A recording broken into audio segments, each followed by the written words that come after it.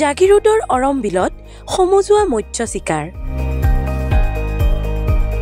বিনিময় প্ৰথাৰে উজলি উঠা গোভা দেউৰজাৰ ঐতিহাসিক জোনবিল মেলাৰ তৃতীয় অৰ্থাৎ অন্তিম দিনা গোভা দেউৰজাৰ অৰমবিলত অনুষ্ঠিত হয় সমূহীয়া মৎস্য চিকাৰ।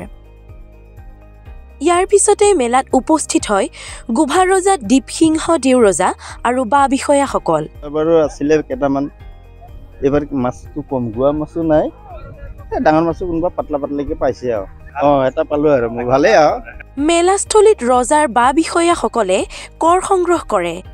মেলাস্থলীত অনুষ্ঠিত কৰা হয় কবিতাৰ মেল। ৰজাৰ ৰাজভৱনত নিশা অনুষ্ঠিত হয় অন্তিমটো ৰাজদৰবাৰ। ইয়াৰ পিছতেই অন্ত পৰে ইতিহাস প্ৰসিদ্ধ জোনবিল মেলাৰ। জোনবিল মেলা সমিতিৰ সম্পাদক জোৰ সিং বৰদলৈয়ে সহায় সহযোগিতা আগবঢ়োৱাৰ বাবে সকলোকে ধন্যবাদ জনায়। ২৫ বৰ্ষৰ গোভা দেউৰজা পৰম্পৰাগত জোনবিলৰ সফল সামৰণি ঘটিলে।